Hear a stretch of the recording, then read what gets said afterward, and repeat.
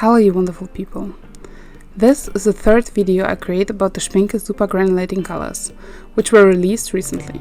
For a thorough test, I did swatch them all in sets of 5. This video is about the Glacier colors, so let's take a look at them. The colors of the set are Glacier Green with the pigments Pr101 and PG50,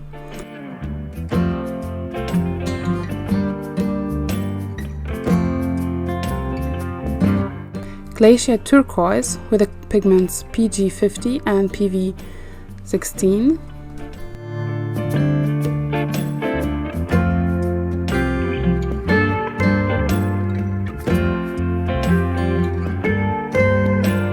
Glacier Blue with the pigments PB29 and PG50,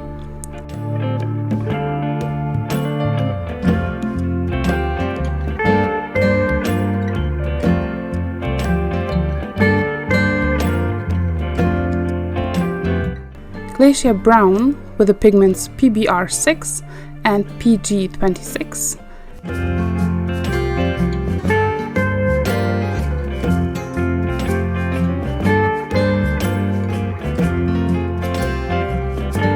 Glacier Black with the pigments PBK11 and PB35.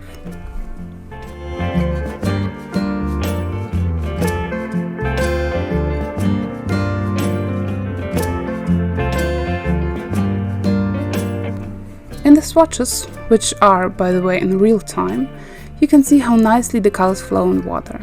By the way, don't mind the messed up Glacier Green swatch. I did it again in the square you can see appearing down below. If I may be honest, I really enjoy the swatching process on these sheets, and if you want to use them yourself, you are free to download them on my site, LanaGoesArt.com. You can find them in the shop as mentioned for free. And you can take a closer look at the swatches, pigment info, properties and the results of a lightfastness tests of these colors and many more on tunnelcolors.com. It's a growing project of my partner and myself, and I'm very thankful for all the support I received over the last few weeks and months. This is the most amazing community and I'm amazed by the kindness I experience daily. Thank you. Just so you know, I've also recently got to 1000 subs and have a giveaway running on my blog. To thank you all. So take a look at my previous video or click the link down below to check it out. End date for the giveaway is midnight Central European Time on August 22nd. But let's go back to the Supergranulating colors. The Glacier set has a wider variety than the Deep Sea set for sure. That's why I went with an animal for the test painting again. As you can see, I didn't feel like I need to be limited by the theme of the colors to choose my subject. Animals are something I love and it worked well with the palette I had. Again, no additional colors were added to complete this painting. The background of this piece was created by using the Glacier Green for the water and Glacier Blue for the sky only. The Glacier Green separates beautifully into the Potter's Pink Pr233 and Cobalt Turquoise PG50 and creates the gorgeous effects of waves. As you can see, the turquoise spreads much wider on the pre-wet paper.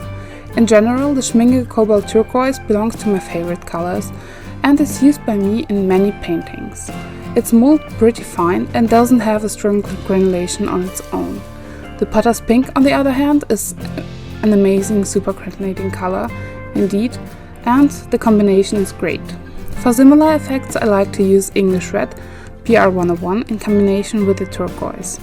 By the way, it's nicely neutralized by using a Cobalt mortem, a purplish brownish red or purplish reddish brown, depending on how you want to see it, but that may be an idea for a future video. You see, the Glacier Green was really something that felt like a toy to me, and I didn't get bored because it moved and created amazing effects on the paper.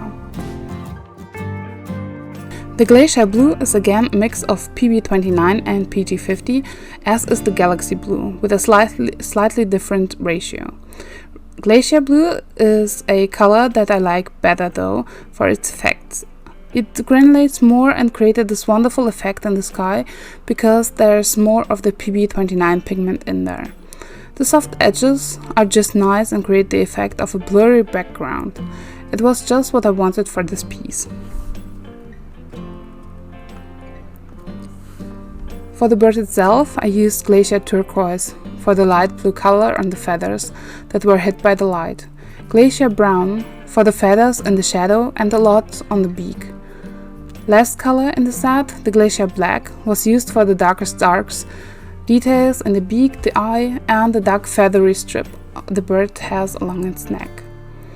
Also some watered down black was used for some shadow areas too. The Glacier Turquoise is a very pretty color, but the mixed in PV16 is so subtle that I wish I could see more of it. The granulation is okay, and it's just not what I expect from a color that's called Supergranulating. Other than that, it's very similar in hue to the Galaxy Blue, which you probably have seen in the first video of this mini-series. Glacier Brown has a pretty granulation. The mix of PBR6 and PG26 works very well. The PBR6 is a bright reddish brown on its own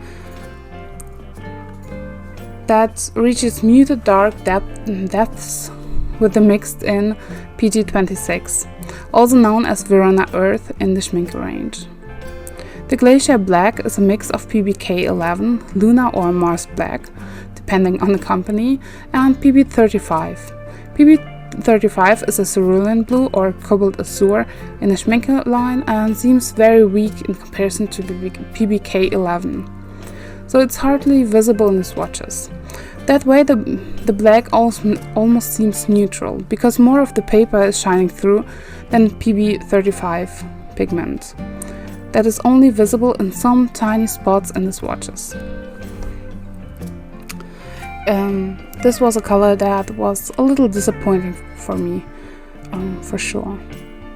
PBK11 on its own seems to be a great granulating color to have, which I sadly miss in my palette, but it's definitely going to be one I'll have to purchase to play around with. All in all, I find the Glacier palette very harmonious and usable. I also can't deny that it was a lot of fun using all those colors and see them move on the paper. But if I'm honest, I also don't feel like they are necessary to have for everyone. As mentioned before, all of the colors can be mixed by using the paints many most likely have on their palette already. Some of the colors use the same mixes, and it's really a thing of curiosity and convenience to have them. As I have many thoughts on them and want to go nerdy with the review, I'll create a fourth video to satisfy the pigment nerd in us, going into detail with the hues, pigments and color range. Actually, I've already started.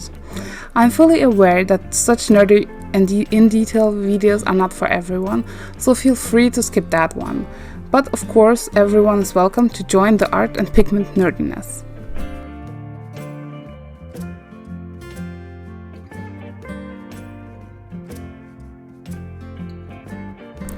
If you're interested, you can find a written review on my blog, LanaGoesArt.com, and the swatches on suncolors.com. The paints and supplies used in this video were all purchased and paid by me, so it's an independent review, and this video is not sponsored as well. I hope that the heat wave wasn't hard on you and that you are all still safe and healthy. For me, it was exhausting over the last week, but the rain really helped me back and gave me energy to go on with what is fun in life. Thank you for being here. Have a wonderful day, stay safe, and I hope to see you soon. Bye!